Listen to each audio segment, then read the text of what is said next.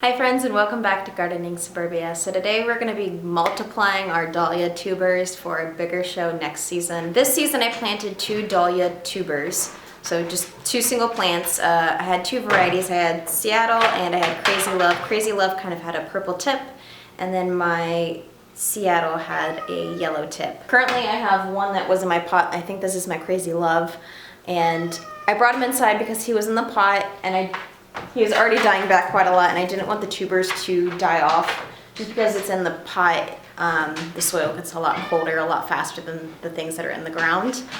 So I need to go out back and actually dig up my other dahlia tuber so that we can get it inside and we can start dividing our tubers and eyes. That way we have more tubers to go ahead and put in the ground next season once the ground has warmed up and it is warmer outside. I'm really going to try to focus a whole bunch more on flower production because it is something that I really love. I love having a fresh vase of fresh cut flowers on my table, and for future goals and dreams I want to go ahead and get as much practice in with planting, cutting, propagating, all of these wonderful things that are going to go ahead and help me actually grow my experience levels. That way for future goals I have a little more experience under my belt. So let's go ahead and head outside. Right here we have one of our dahlia plants, and as you can see it is still quite green, but it does have some brownness and it's ready to come out of the ground. We're gonna have some really cold nights here the next few days. By Friday of this week we should be dipping just slightly above freezing at 34 degrees and then down to like 26 at night.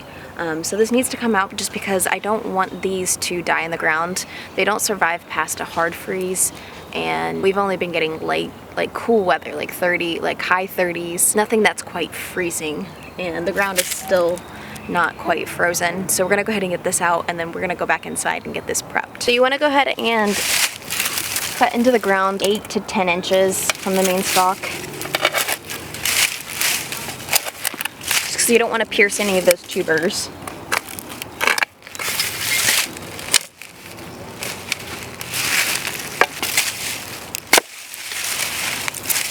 Here we have our dahlia tubers. They're quite dirty. We're going to go ahead and wash these off. We only started with 1 guy, so 3 potential tubers on this guy is quite exciting because that means we more than doubled what we put in the ground, and I might have damaged one of them. So we'll have to go ahead and see, because if it's damaged then we're just gonna have to throw it out just because it will break down and spread to the other ones if we go ahead and try to save this one. Just a quick update on the garlic bed. I have had 0 issues with any kind of animals getting into this bed, which is great. I had one of you actually suggest to put the same fencing up around my onions, which I haven't gotten around to, but I think it's a brilliant idea. For right now, they're not messing with any of the ones that are in the ground. The one in the kiddie pool that I put in, they completely dug them out. I think that they're hiding and stashing their little garden goodies in there, but I'm excited that this is working, and it's definitely a good idea to try to implement that into my other beds. So we're in my garage right now. I need to go ahead and actually grab my bag of vermicellulite. Vermicellulite. I actually got this from my sister. She had a whole bunch of gardening things and she's moving, so she went ahead and gave me a few things. And this is one of the materials that you can use to store your dahlia tubers. I've heard of also sawdust, newspaper, peat moss. There's a couple of different things that you can use to store your dahlia tubers. The best thing is that you want the material to be really dry. I'm going to go ahead and mist my vermicellulite just because I want it to keep just a little bit of moisture, but I'm not gonna like make it I'm not gonna wet it like you would like pre-moistening soil before planting in it. Just because if we put too much water in that material, we're gonna be going ahead and actually setting a really good stage for any kind of disease or molds or whatnot to go ahead and grow on those tubers. So I'm gonna go ahead and probably just take this entire bag upstairs with me. It's a really big bag, but it's also very light. For this project, I'm gonna go ahead and use this old laundry basket. It has a lot of air pockets, air holes. It's gonna give good airflow to the tubers that I'm gonna put into it. I'm gonna use it because my dog decided it was a chew toy, and instead of throwing it away, I wanna go ahead and give it a second life. So that's what we're gonna be using to store these guys in. You can use a cardboard box, a crate, really anything you want. You just wanna make sure that it has somewhat of some airflow in there. So I went ahead and I washed off both of the tubers, and I have some labels next to them so I don't get them confused.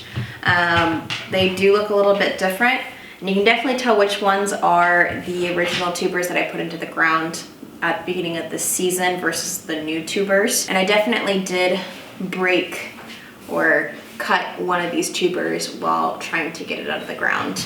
Just sad, but it's okay. So I'm gonna go ahead and show you guys how to identify the different parts of the tubers from the dahlia, as well as where I'm going to be going ahead and making my cuts. Dahlias are not a one-for-one for the eyes and the tubers. For every tuber, you want there to be the neck. So you have the tuber base, the body, then you have its neck, and then you would have an eye. And the eye is just basically, it's very similar to that of a potato. So when your potato starts to grow sprouts, those are the eyes. That is the point where a new shoot will be coming out. So like where the greens, the stalk comes out. So for every one of these guys, you want to have a body, a neck, and an eye. So a place where growth can come from. So it's not a one-to-one ratio. So there won't be exactly 4 eyes for these 4 tubers. So we'll go ahead and see what we have on this guy. It's going to be a little difficult to see exactly how many points of growth we have on it. And it may be that I only have 1. So we'll go ahead and take a look at these guys and see what we can get out of them. All right, friends, so it is the next day. I went ahead and I allowed my tubers to air dry a little bit just so I can get a better visual on where the eyes are. Just because when it is wet, it's harder to see where those points of growth come from. I think I've come to the decision that I'm gonna go ahead and just store my Crazy Love Dahlia whole as one, and potentially see if I can go ahead and split it up in the spring before we go ahead and plant these out. I'm making this decision because I cannot see where the eyes are on this, and if I allow it to start to grow sprouts in the spring next year, then I can see where the points of growth are, and maybe then I can go ahead and actually divide it better. And I don't want to just cut into this and then completely destroy any potential plants that I get from this. So I'm just gonna go ahead and leave it whole. I'm gonna cut the stalk down just a little bit, and then we're going to go ahead and just label this and then store it as is. I did have a few tubers on this guy that were bad. So I had this guy as well as a few little ones that popped off. This one, like half of it was eaten by bugs, so it is no good. So I went ahead and I took off all the bad parts on this guy, just because I do not want to contaminate the space that I'm going to be storing these guys, and if I put some bad ones in the soil or in the vermicelli, it's just going to spread. Before I put this in the vermicelli, I'm going to go ahead and add a label. So I have a piece of paper with the tag and red tie that I've saved. I'm just going to go ahead and put this around one of the tubers.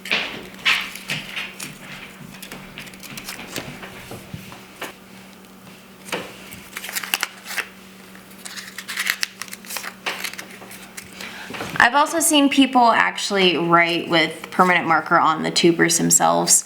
I think I'm just gonna opt for this. This probably is going to decay or get wet while in the medium, but that's okay. For the Seattle Dahlia, on the other hand, we are gonna go ahead and split it up just because the eyes are really easy to see.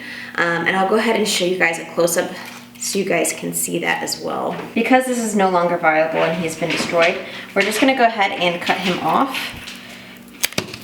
I'd like to use a really sharp knife just because I want a good clean cut. And then we're gonna go in here and actually divide this pretty neatly. The next step is to allow these cuts to cure for another day. You don't want to let these cure out in the open for too long just because they will shrivel up and die. So the first cut we're going to be making on our Seattle here, I'm going to go ahead and just take this one off just because he is the easiest one to see. And I'm really just kind of wedge a nice cut right here. Just enough to get the eye off. And it really is a good idea to use a very sharp knife just because we don't want to damage the tubers, the neck, or the eye. Alright, so as you can see, we got the eye right here, our neck, and then this is the body. You can go ahead and trim off some of the excess of the root. I'm just gonna leave it, and then let's go ahead and just set this guy aside and then start on the next guy. So we need to let this go ahead and actually cure so that this part kind of scabs over or scars over. Let it heal so that the tubers sit in the storage correctly. I think the next one I'm gonna take off is this guy. There is kind of an eye here. So I'm gonna go ahead and take this guy off, and then I'm just gonna leave these guys together just because they're kind of funky and I can't really tell what's going on. So I'm gonna leave these guys to be one tuber, and then I'm just gonna chop this guy off right here.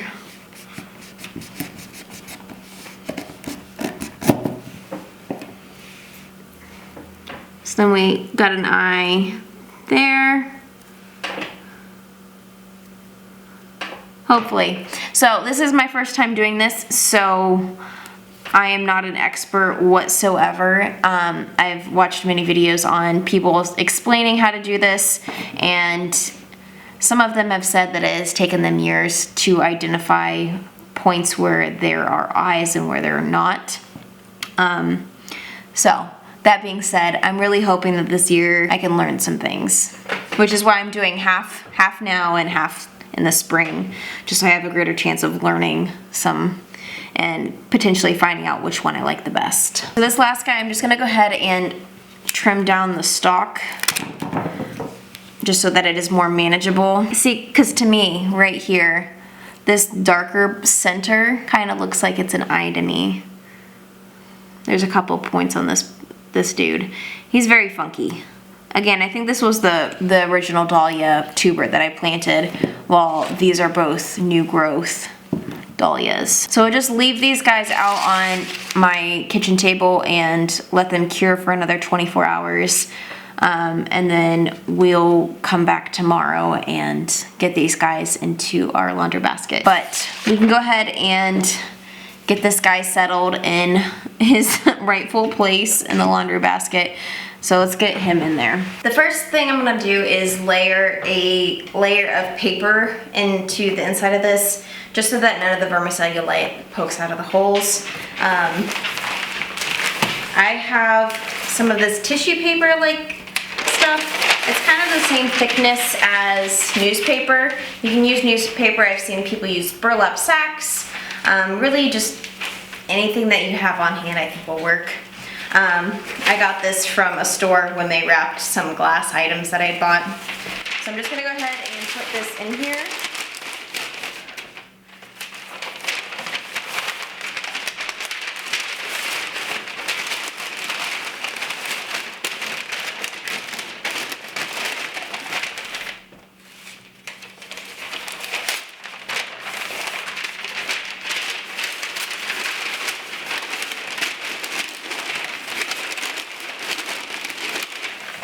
The next step is to put in our vermicelli.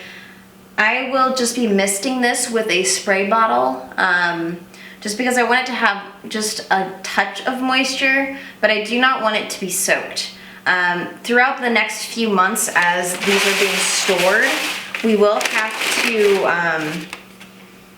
check on our tubers and make sure nothing is molding or getting too wet or too dry. And it really is best practice to check on everything and evaluate as needed. Just because you don't want your tubers to die, and if they do start dying, you want to make sure that you remove the damaged tubers before they infect the rest of the tubers that you have in your storage. So I have a nice layer down here at the bottom. I'm just going to make a nice little cozy hole for this guy, and then I'm going to cover it completely. We do not want any of our tubers to touch.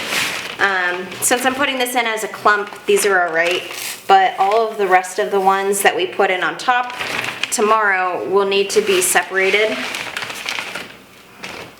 So we're just going to cover this guy completely, and then for tomorrow we're just going to go ahead and basically place these guys in around the sides, just like so, and then cover them completely. And then we'll just put another piece of newspaper in on top, just so that everything has been taken away from the light. We're gonna put another piece of newspaper on these guys after they're nice and covered, and make sure that there's no light. I'm gonna place these guys in my basement because the tubers need to be in an environment that's about 40 to 50 degrees Fahrenheit or 4 to 10 degrees Celsius. That's gonna be the best temperature for them to be dormant. A basement or garage works perfect. And then again, just checking monthly that everything is at the correct moisture level or not, and then evaluating from there.